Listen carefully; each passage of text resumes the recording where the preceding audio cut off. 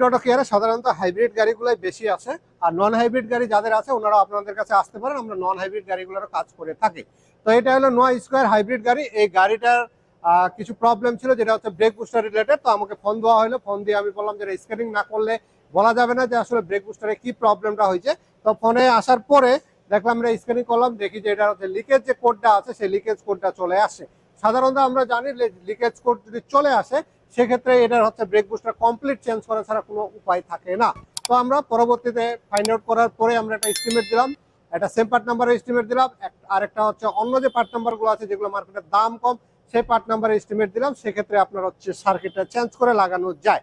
তো পরবর্তীতে উনি যেটা সার্কিট চেঞ্জ করে লাগানো যায় সেটারই হচ্ছে আমাদের সাথে ফাইনাল করলো, এবং ফাইনাল করার পরে আমরা হচ্ছে এটার ব্রেক বুস্টারটা লাগানোর হচ্ছে সিদ্ধান্ত নিলাম। তো আমরা এখন অলরেডি ব্রেক বুস্টারটা খুলে ফেলছি গাড়ি থেকে। খুলে ফেলার পরে এখানে ব্রেক বুস্টারগুলো আনে রাখা হয়েছে, যেটা আমরা লাগাবো সেই ব্রেক বুস্টারটা নিয়ে আসছি।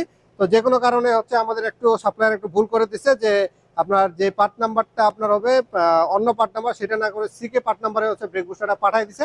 তো এটার যাই হোক আমরা আবার নিয়ে আসবো।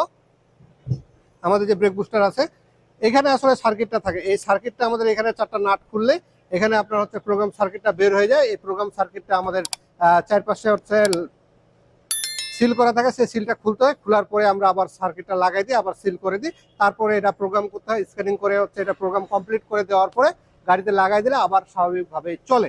তো আপনারা এরকম হাইব্রিড গাড়ি ইউজ করতেছেন, হাইব্রিড গাড়ি যখন নষ্ট হবে কয়েকটা সিগন্যাল দিবে। কোনো গাড়িতে হচ্ছে ব্রেক বুস্টার হার্ড হয়ে যাবে এবং ভিতরে একটা বিপ হবে, পি পি করে একটা শব্দ হবে, আর ড্যাশবোর্ডের লাইটটা যাবে আসবে, থাকবে, কখনো থাকবে না, কখনো থাকবে, এরকম সমস্যা দেখা দিবে। আবার অনেক সময় যে কোনো সমস্যা নেই, মাঝে মাঝে পেডালটা হার্ড হয়ে যায়, ড্যাশবোর্ডের সিগন্যাল আছে, তারপর পেডালটা হার্ড হয়ে যায়, কোনো শব্দ আসে না, এরকমও সমস্যা পাওয়া যায়। সেক্ষেত্রে হচ্ছে এই মোটরটা যদি না চলে সেক্ষেত্রে আপনার হচ্ছে এই প্রবলেমটা পাওয়া যায় এই মোটরটা।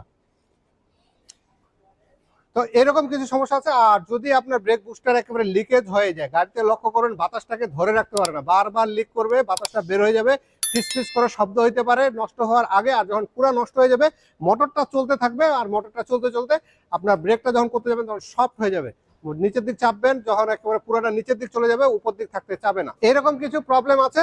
আর তার সাথে সব মিলে হলো যে কোনো সমস্যা যদি ব্রেক বুস্টার রিলেটেড হয় কিংবা হাইব্রিড গাড়ির সম্বন্ধে কোনো রকমের যদি সমস্যা ফিল করেন, প্রথম কাজ হলো গাড়িটাকে স্ক্যানিং করা। যদি স্ক্যানিং করে ফেলেন সেক্ষেত্রে একুরেট কি সমস্যাটা আছে, কি সমস্যা সমাধান করলে আপনার গাড়িটা ভালো পারফেক্ট ভাবে চালাতে পারবেন, সেই জিনিসগুলো আপনারা সম্পূর্ণ বুঝে নিতে পারবেন। সেক্ষেত্রে আপনার বড় অ্যামাউন্টও খরচ হবে না, কিংবা হচ্ছে বড় সমস্যার মধ্যেও পড়বেন না।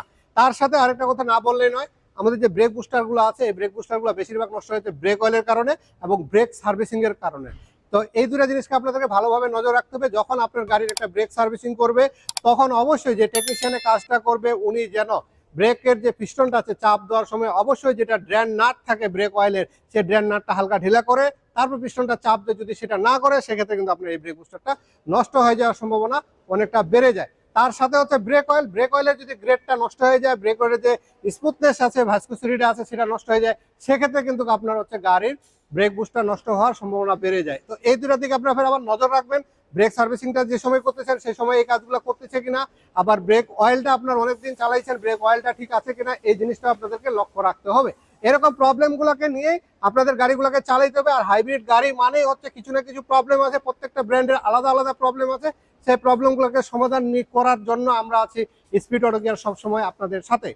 তো আপনাদের যিনাদের এরকম ছোটখাটো সমস্যা হয় কিংবা ফুল গাড়ির চেক আপের ব্যাপারগুলো আছে সেগুলো আপনারা চেক করতে চান, সেক্ষেত্রে স্পিড অটোর সাথে যোগাযোগ করে ফোন কলের মাধ্যমে ঠিকানা নিয়ে কিংবা যারা চিনেন আমাদের এখানে আসে ফ্রি কি বলে এটা ফ্রি চেক আপ না, ফ্রি চেক আপগুলো কিন্তু আমাদের এখানে সম্পূর্ণ, আমাদের স্পিড অটো কেয়ারে কিন্তু চেক আপগুলো সম্পূর্ণ ফ্রি। আপনাদের গাড়ির যদি সাধারণ যে হেলথ চেক আপগুলো আছে সেগুলো আপনারা আমাদের এখান থেকে রেগুলার বেসিক আপনারা করে নিতে পারেন। তাহলে আপনাদের গাড়িগুলোতে কোনো সমস্যা আছে কিনা সেগুলো আপনারা সহজেই জানতে পারবেন। সবাই ভালো থাকবেন, আমাদের জন্য দোয়া করবেন, ধন্যবাদ।